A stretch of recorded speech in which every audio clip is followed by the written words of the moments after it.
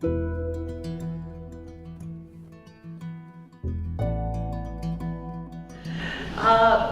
it's a pleasure, as always, to introduce our speaker. It's been a few months since she's been here, actually.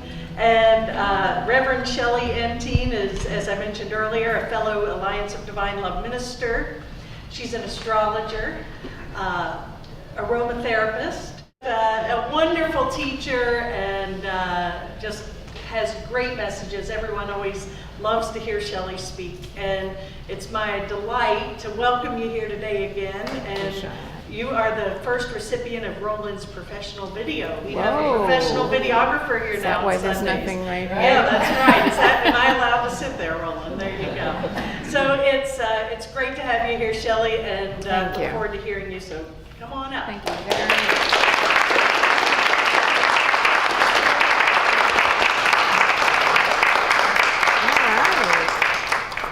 I guess you can turn me on now. What did I say? Well, first of all, I want to say that song was perfect. You know, in that way that we're all connected in the mind. He picked the perfect song for the message, not even knowing what I was going to be talking about, and the meditation, perfect. So I'm well set up to talk about elemental harmony. And that's my topic today. So that could be a lot of things. That topic could cover so much. In fact, it will cover so much that we have this whole day on September 6th to get you. Oh, he said I was. No, I think so the crowd can hear you. I thought, I thought I was going to be broadcasting. Okay, I'll try. Can everyone hear me now? So at any rate, that's why we have a whole day. And even on September 17th at the Wednesday night Enlightenment series, I'm going to seed something that's an elemental study group. And that's taking one element and spending a month with it, looking for it, experiencing it, making a relationship with it. I'm doing that already with a group. It's really terrific. So I'm going to seed one at that, and there are handouts and everything. So if you're getting this message, because let me tell you, a lot of our very vocal teachers, like Patricia Cota-Robles and Tom Kenyon with his music, they're all getting this message. Why? The world seems so chaotic, doesn't it? I mean, really chaotic. Weather, geophysical, political. It seems out of control, yeah? And so it puts a lot of stress on us. You know, it puts us into that fear that Charlotte was saying is the opposite of love. It seems reasonable to be frightened about certain things. And if you watch television, they're going to give you all the reasons. They're going to explain in detail what to be afraid of. So we become more and more distant from our own experience. The secret of life is to be in the ride, okay? So the message about becoming in tune into a harmonious relationship with the elements is finding your own power again. It's your personal power. There was a time on this planet when everyone knew this. The indigenous cultures, and they have never forgotten it. We have, in the industrial age, more than ever, forgotten this. You know, we don't go into our personal relationship with the element. D.H. Lawrence, famous British author, I am part of the sun as my eye is part of me. That I am part of the earth my feet know perfectly. And my blood is part of the sea.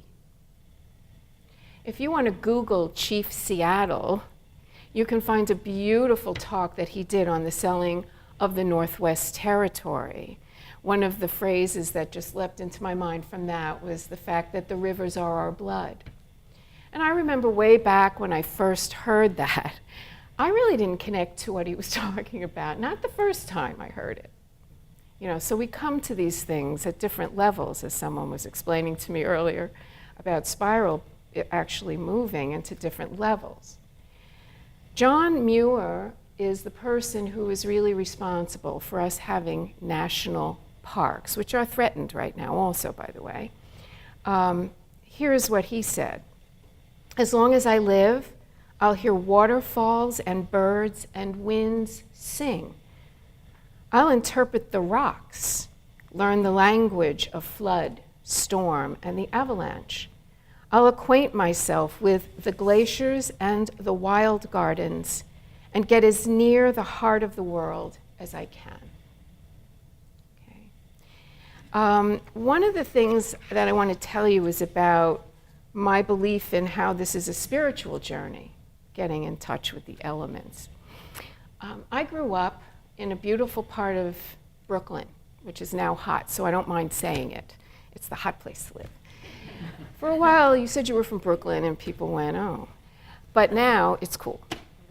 So it was a beautiful, there were yards and gardens and roses and all this great stuff. But as a teenager and a young adult, in the fire element period of my life, raging hormones, right? They rage. What else rages? Fire. So I was drawn to the city, the action, where was the action?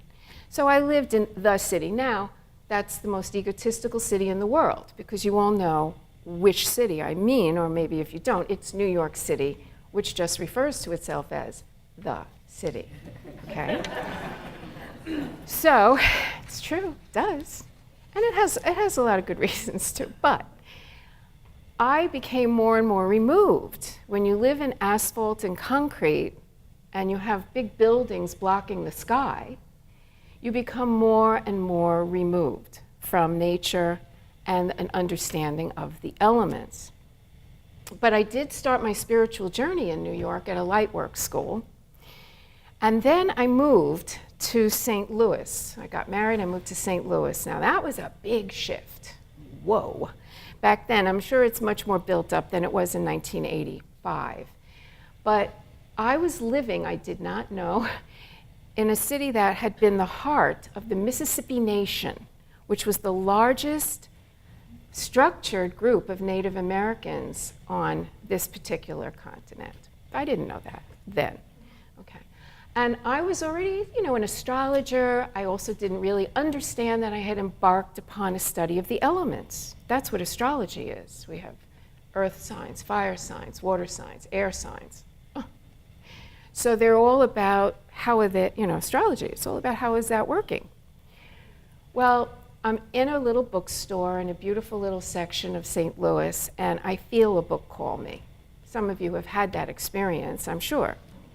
So I turn around, and there's just one book facing me, and it's called Medicine Woman by Lynn Andrews. Okay, I had no connection except this beautiful little doll I had that fell off the back of a motorboat with Native American. Princess Summer, Fall, Winter, Spring, some of you remember. Many of you don't, because that is Howdy Doody. All right, but that was my experience of Native American. None, okay? So now I start moving into this philosophy, which is about honoring. It's one of the greatest pieces that I got. Right in the beginning was we honor everything. We honor every creature. We honor every part of everything. Wow. That was, quite a shift for me. And I was really lucky because I also had some Native Americans eventually come to Florida, South Florida, the agony and the ecstasy of South Florida. And there's somebody here who understands what I meant. And they taught me a lot. They taught me about the different nations, the Rock Nation, the four-leggeds, the two-leggeds, the flying things, the crawling things, okay? They taught me this. They took me into Sweat Lodge. They taught me. So then also, this was quite a wild time, the 90s for me. I also started hearing about this thing called ascension. And there were things you had to do. You had to get up out of this dimension, But you could only do it a couple of ways. You had to get your DNA handled, and you had to learn how to spin your Merkaba. Okay, and if you did that, pretty soon, up you go. All right, now, I'm hearing this just as I get the Course in Miracles teaching. I mean, this is like I'm getting bombarded in Florida, right? And the Course in Miracles is saying to me, and Charlotte is a teacher of that, and some other people in the room are teaching that too, I believe, a lot of things about the creation, everything that appears to be manifest and in separation, okay, from the great oneness. But A Course in Miracles is telling us, and this is what I got from it, that you don't go to the oneness out of the separation by hating the separation. You don't go to the oneness beyond our appearance of form by hating creation. You just can't get there with that energy. No matter how many spins you do on your Merkaba, no matter how many strands of your DNA are connected, you are still going to be in a frequency of resistance, okay? So I was, happy that I had this connection somehow through these Native American teachers to going more into honoring my environment. And this is what I believe is important now. Because of the chaos that we see it as chaos, and we react out of feeling separate from what is outside of us. Now, I'll give you an example from the life of Shellie. It's only 2 weekends ago. I don't know how many of you heard about the great floods in Greenville, South Carolina, and Greer, South Carolina, where I live. Okay, so if you're on Facebook, you know that on that Saturday night I posted this happy little note about, there's thunder and rain, and I'm always glad when it rains, I have to say, because it's feeding the earth. I have a good relationship with the water nation. I can actually ask it to come, and it seems to respond. I've noticed that consistently. But now I turn on the news, and the local news station that is right near me is freaking out. I mean, it is a major freak out. They're not reporting anything else because they happen to be looking at the section of I-85 that they're about to shut down because there are cars with water halfway up them and they can't move. And I got what? What do you think I got? Frightened. I have a creek somewhere down near the... Okay, and the thing is that this is normal. I mean, the thing about it, but how long did I sit with it? Unfortunately for me, I sat with it for about 40 minutes. I was watching everything. I was hearing about people being swept away on a river that runs in front of our mall, one of our malls. It's suddenly a river. You want to talk about post-traumatic shock syndrome? That sudden, irrevocable altering of reality. People got out of the car, and it was a sudden, if they had lived through it, they would have been in treatment for post-traumatic shock. But I waited too long, I felt, for my own understanding, because he kept saying over and over again, the weather guy who kept saying this over and over again, there are these two centers, these cells that are just stationary. And I happened to be lucky. I was in the greens, if you know Doppler radar. I was in Greenland. But there were lots of people under yellow, orange, red, and deep red land. And he was telling us in the deep red land, about almost 6 inches would fall in every hour, and it was there for an hour and a half already, and it wasn't moving. And the other cell was like over downtown Greenville. Asphalt and concrete don't absorb a lot. Okay, so this was total, utter chaos in my hometown. Now, I'm really good at working on something when they tell me it's coming. I've already talked to you about that, how we can do that with our different protections, but I'm in the middle of it, and I'm in fear. And finally, probably the 100th time, he said, and it's not moving. I went, wait a minute. I have a relationship with this. I am related to all things. Water is a part of my body. I am water. I can talk to water. And I did. Now I have my little ways. You would have your little ways. My little ways was to sing to the water nation. I didn't beseech the water nation. I honored it. I gave it my love, and I gave it my appreciation. And I appreciated it for coming in a good way and spreading out to bless others. Now, I'm not saying that I'm a magician, but it did start moving. It did start breaking up, and it did start moving. And maybe there were other people also thinking this thought, but our thoughts are things. Our thoughts are powerful. In the meditation, Charlotte was talking about the effect of our thoughts on our body. Why?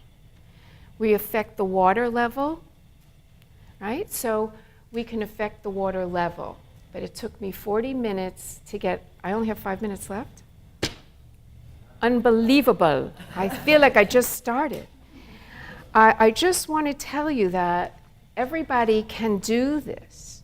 Everybody can form a relationship. And in order to hear more, I'm going to be talking about the earth element, which is I think, one of the least understood of the elements.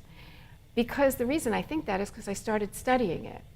And I started seeing where it is in everything. And this is the point. An element isn't just there. This is not the earth element, right? This is the earth element. And this is the earth element, not just in its woodness, but in its place, that there is a place in space. Okay, so there's a lot to know, and there's a lot to explore, and I hope you'll come on the 6th and play with us, because it's going to be play, and we're also going to experience. And then if you feel called to learn it in detail, come to the September 17th, start a group that you can also take out and go elsewhere with. So that means that I have like a couple of minutes left for this part. Okay. I feel like I didn't say anything yet. Okay, I'm going to ask you to close your eyes, put your feet on the ground so that your feet can know, as D.H. Lawrence said, thank you, that your feet can know that you are earth, that you are a part of this earth. And if you want to close your eyes, the color that's coming to me right now is green. Okay, so I'm going to ask you to put yourself in a beautiful, beautiful shade of emerald green. Breathe it in. Fill yourself with it.